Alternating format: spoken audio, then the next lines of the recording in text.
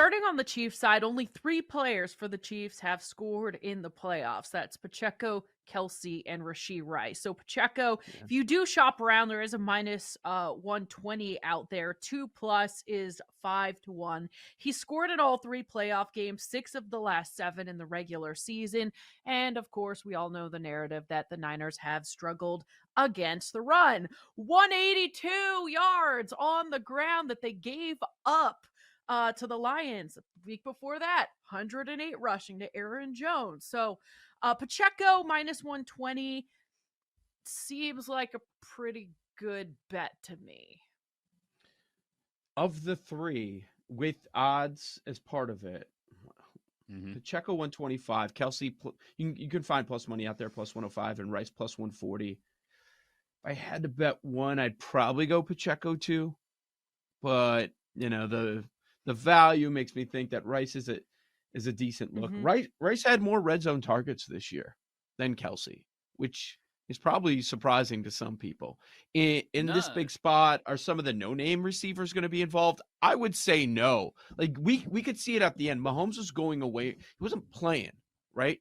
With the guys that couldn't catch the ball during the regular season. I'm going where I've got some trust. And like we talked about Hardman not getting on the field and other guys, like they're just not getting the look. So that makes sense that those 3 are the only ones scoring touchdowns for KC. Yeah, I do think there's a question about whether there's a Sky Moore this year, right? Like who's the one that's way down the board? Like an MVS who I mentioned at 6-1, Watson's around 6 or 7-1, Jawan Jennings 6 or 7-1. Clyde Edwards-Helaire, we mentioned him yesterday, maybe vulturing one down near the goal line at 6-1. Those are all ones to keep an eye on. But I tend to lean like you, Joe, with the favorites here. Debo is plus 175 anytime. He hasn't had one in the playoffs in his last 3 games, actually. But after coming back from that injury in November, he scored a touchdown in 6 of his next 8 games. Ayuk is plus 155 anytime. He's got 2 in his last 4 games. You mentioned Rashee Rice, plus 125, 140, wherever you find him. Led the Chiefs in touchdowns, 7 this year. And he's got 1 in the playoffs as well. So I like each of those. And I don't mind.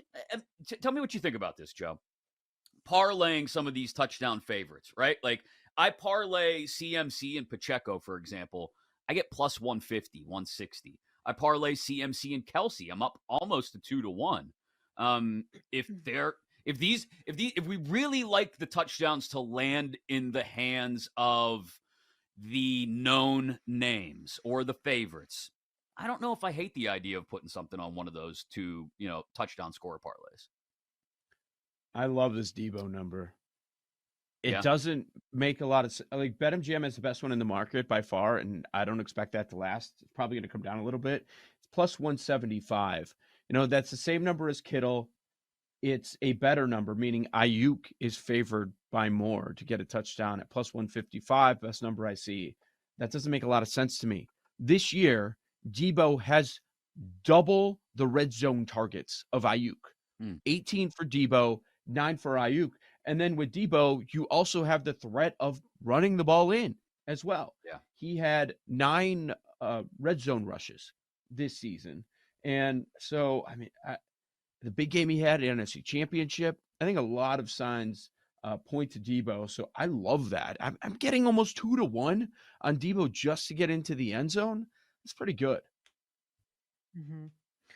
I'm wondering if we're going to see a surprise touchdown from like an MVS Justin Watson or a guy who only has 2 touchdowns this season, Noah Gray at 9-1. Do you think he's been getting some looks? Yeah, I was looking too. So who had a touchdown in the Super Bowl last year for KC? Well, it's a good point. Both Tony and Sky Moore scored touchdowns in the fourth quarter. So it wouldn't surprise me which one, again, the trust, Mahomes' trust of the other guys, not Kelsey, not Rice. Which one does he trust? All right, I'm going to need you to text me if you find out what color shoes Usher is going to be wearing. Any intel? Like, what's your favorite Usher song? What do you think the first song should be? Well, I don't really. The first song is interesting. There's a couple different ways you can go. I'm a big Usher Raymond guy. A little love in the club. You know what I'm saying? Hopefully we get some Jeezy. Hopefully we get some. What's my man Love in name? the Little John. club. But obviously, you make me want to leave the one I'm with. That's classic right there. I'll be in the car belting that joint. You make me want to leave the one I'm with. Start a new relationship with you. This is how you do. Think about, and then you go on, and I really get into it. You know what I'm saying? I'm a big halftime show guy. How about Nice and Slow? You're like, Oh, I Yep. love Nice and Slow. You know what I mean? Maybe a little bit, too sensual for the Super Bowl crowd. You know what I'm saying? But definitely a little Nice and Slow. I can see that. A little yeah. You know One of what I my mean? I just have a good Confessions? time up there. Oh, Confessions is Confessions? classic. Listen. Well, let me not get too much information.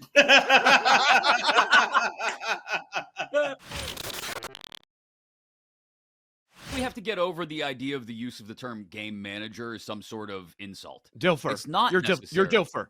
That's Right. how people Yeah, take like, it. exactly. And this is different. Like, this is I kind of when you call Brock Purdy a game manager, again, it's not an insult. It's about coloring within the numbers, right? Like, paint by numbers, Brock. That's all we're asking you to do. You don't need, because, and part of it too is managing the weapons, right? Because we just outlined 4 skill position guys that are better at what they do, maybe than what Brock Purdy does at his position. Ayuk, Samuel, Kittle, McCaffrey. I would take it, and I'm not making this up. If I were Brock Purdy, I'd look at it and say, "Oh, I'm a game manager. I manage 4 of the best skill position talents in the league. I'll take that as a compliment. I manage Kittle and McCaffrey and Ayuk and Debo. You know what? I'll take that. I'm not turned off by that at all. Fine, call me a game manager then." Breaking news out of Washington. According to Adam Schefter of ESPN, it's Dan Quinn as Commanders' new head coach. I will try not to smirk or snicker and instead back away and cede the floor to Miss Hawksworth. Listen, Arthur Smith. I've heard enough from you. Come on. Low All blow. right, listen. So I don't understand. Like, the new ownership comes in, they trade away Chase Young and Montez Sweat. Now we're bringing in Dan Quinn, the guy who apparently people love. He's a great leader. He helped the Cowboys defense become top 10 and all these things, yet they traded away their best defensive pieces, part of them, some of them. And so I don't know what is going on. They don't have a quarterback. This is crazy. It just seems very Commanders to me that this would happen, that this is what they're doing. I guess if there's one positive, if you are a big fan of Dan Quinn, he will no longer be a part of the Cowboys organization. Maybe they'll get slightly worse. Maybe Commanders fans have that to look forward to. Other Careful. than that, A shoe's coming for you, Aaron. Don't you say anything negative about the Commandos, about them having the worst hire of this entire cycle, the very last hire. Is it? I think it's a fair question. So the cycle's over. It's done. You've got Morris going to Atlanta, Canales at Carolina. We saw what he did with Baker this year, so they're hoping he can replicate that with Bryce Young. Of course, Harbaugh. I mean, different conversation. Get out of here. Mayo, he was brought in to get that job, like it was in Penn. You're getting this job. McDonald yesterday, I would have taken that hire over Quinn. I agree with the Seattle decision. That's what they did. And then Washington's like, we'll take your leftovers. Oh, you don't want her? We need somebody, so we'll take her. Callahan in Tennessee. Is Quinn the worst hire? I don't like the Callahan hire, but Quinn is a close second, if not 1B, because I think it's more about like, hey, you know what? I got to get out of Dallas before the whole thing implodes in a year. It's a survival mechanism for Quinn. He was begging for a job. Yeah, and Seattle was supposed to be his. Nope.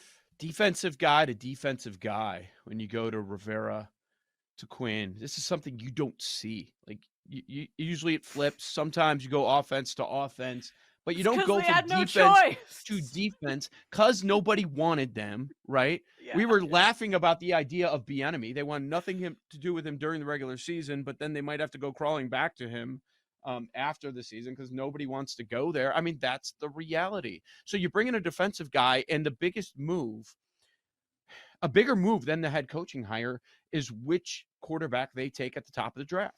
Like after the Bears go one, assuming they keep that pick, what is Washington going to do? Like that's it. So let's bring in a defensive guy. Who's coaching the quarterback? Who's coaching the guy that is going to be the most important person in your building once you make that selection? What's he doing? Who's he bringing in? The offensive coordinator. That might be bigger. The offensive coordinator, the quarterback's coach, that could be bigger than Dan Quinn, I would think. But Dan Quinn's going to be the guy making that hire. So in a sense, like, yes, the GM has more power than Quinn, but maybe it's more so Quinn, because if he botches that one before they select the quarterback, boy, whichever QB they select, it could ruin it all. So, Is it gonna be Cliff? Oh my God. Cliff? Oh, that's a little too close. A little too close for you, Missy. That's dangerous for everyone involved. Who's he bringing in? I'll be at the bars looking for Cliff every day.